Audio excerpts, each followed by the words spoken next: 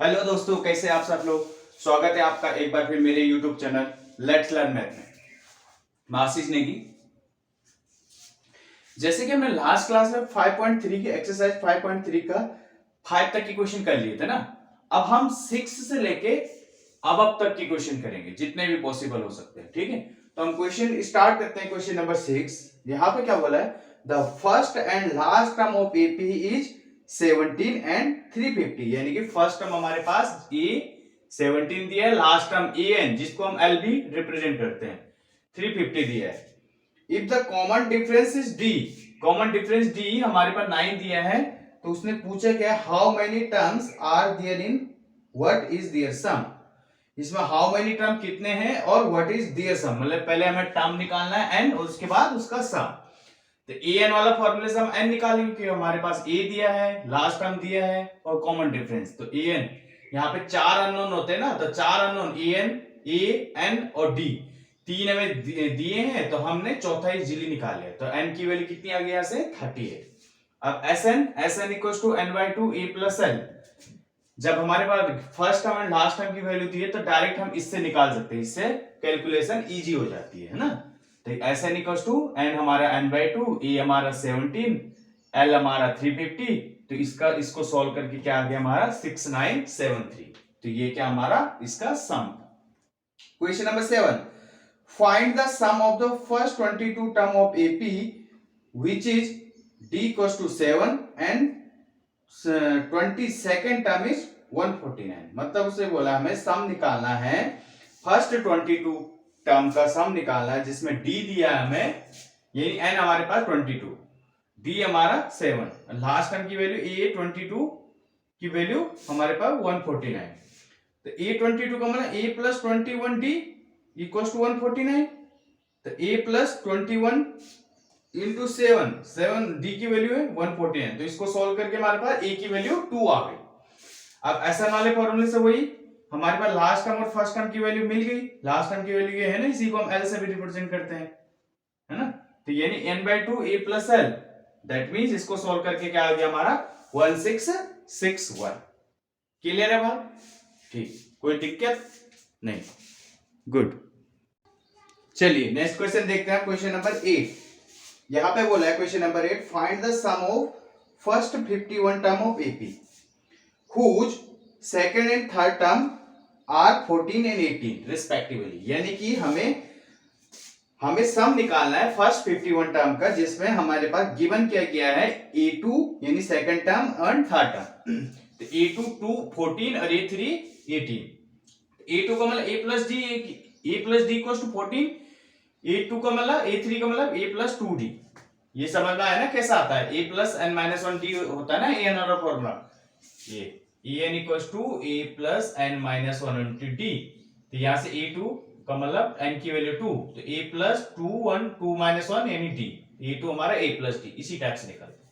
ठीक है ना। हाँ, तो इन दोनों को सॉल्व करके ये तो सॉल्व कर लोगे आप, किस मेथड से, एलिमिनेशन मेथड या सब्स्टिट्यूशन मेथड। एलिमिनेशन को हिंदी में बोलते हैं विलोपन विधि और सब्स्टिट्यूशन को विस्थापन विधि। तो उससे सॉल्व करके a इक्वल्स टू 10 और d इक्वल्स टू 4 आ गया। ठीक है, नाउ s51, तो n by 2 2a plus n minus 1 into d, ये सम का फॉर्मूला होता है।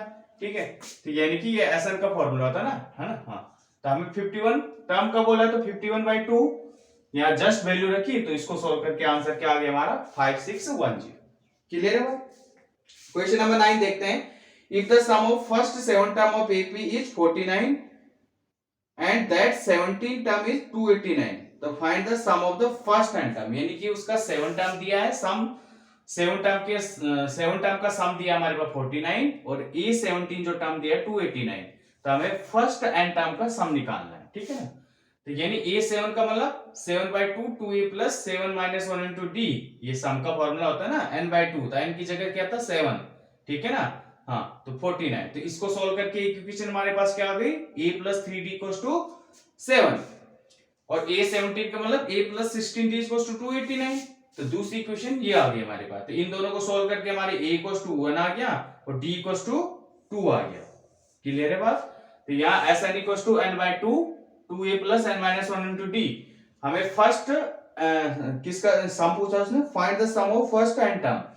तो यानी n टर्म का, तो n/2 a की वैल्यू रखी, d की वैल्यू रखी, तो इसको सोल्व करके हमारा आंसर क्या आ गया, n²। तो ये हमारा क्या था, first sum of first n term का सम।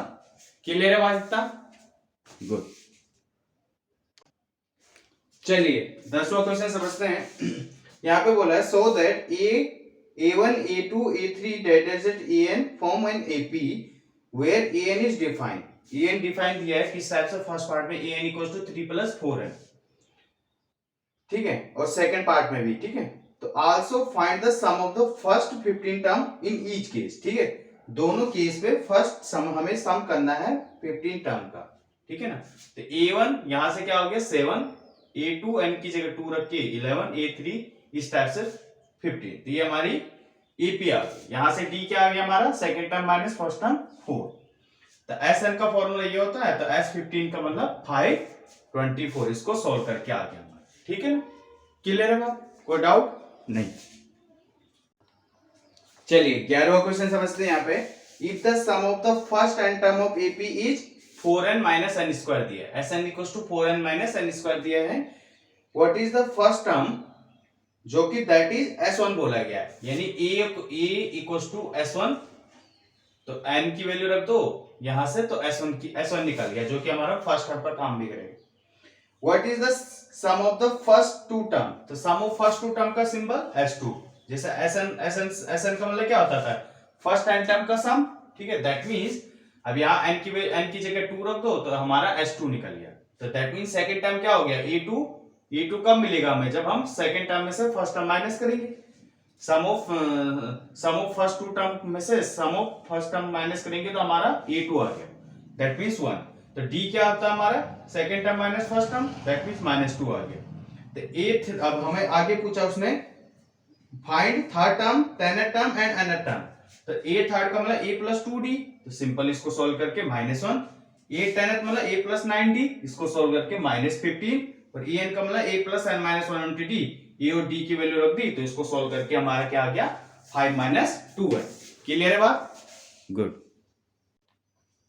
चलिए अगला क्वेश्चन समझते हैं, 12वां क्वेश्चन। यहाँ पे दिया find the sum of the first 40 positive integer divisible by 6, यानी हमें उनका सम फाइंड आउट करना है फर्स्ट 40 पॉजिटिव इंटीजर जो कि डिविजिबल है 6 से। तो ईपी क्या हो जाएगा हमारे, पहला टर्म 6, सेकंड 12, थर्ड 18, इस टाइप से। तो ईपी हमारे क्या हो गया 6, 12, 18, है ना।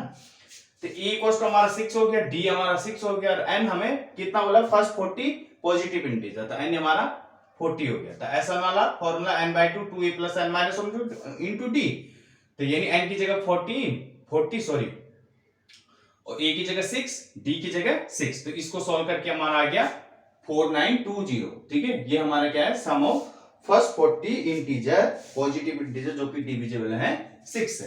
अगला क्वेश्चन समझते हैं, find the sum of the first 15 multiple of 8, हमें उनका सम फाइंड आउट करना है, फर्स्ट 15 मल्टीपल का सम फाइंड आउट करना है जो कि 8 के मल्टीपल हो। तो 8 के मल्टीपल क्या हुए, 8, 16, 24, ये तो है ना पहला मल्टीपल 8, है ना। तो ए हमारा 8, डी हमारा 8, एन हमारा 15। तो सेम इसी फॉर्मूले से हम n की जगह 15 रख दिया, a की जगह 8 और d की जगह 8, तो इसको सॉल्व करके हमारा क्या आ गया 960। तो 960 क्या हमारा sum of the first 15 multiple of 8।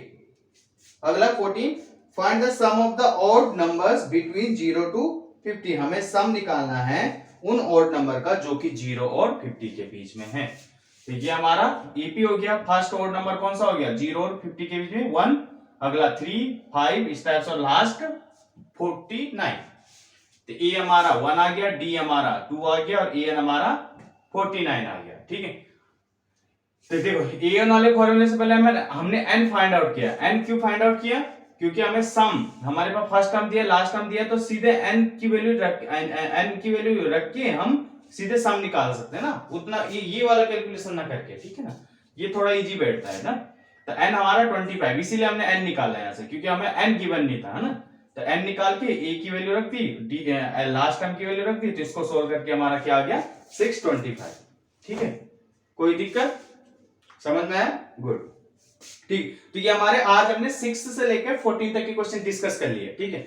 अब देखो अगला अभी हमारे पास इसमें 20 का क्वेश्चन है, ठीक है ना, बट यहाँ पे 15 से लेकर 20 तक यहाँ पे वर्ड प्रॉब्लम है, ठीक है, जो कि इस बार सिलेबस से आपके हट रखे हैं, तो अभी मैं उनको नहीं करा रहा हूँ, जब सिलेबस से हट रखे हैं तो अभी उनको नहीं करा रहा हूँ, ठीक है ना। ठीक है, अगर समझ में आया हो तो चैनल को सब्सक्राइब, लाइक, शेयर जरूर कीजिए, ताकि हम भी मोटिवेट रहें और आपके लिए अच्छी अच्छी वीडियोस बनाते रहें, ठीक है ना। हाँ चलिए मिलते हैं नेक्स्ट क्लास में, थैंक यू, बाय।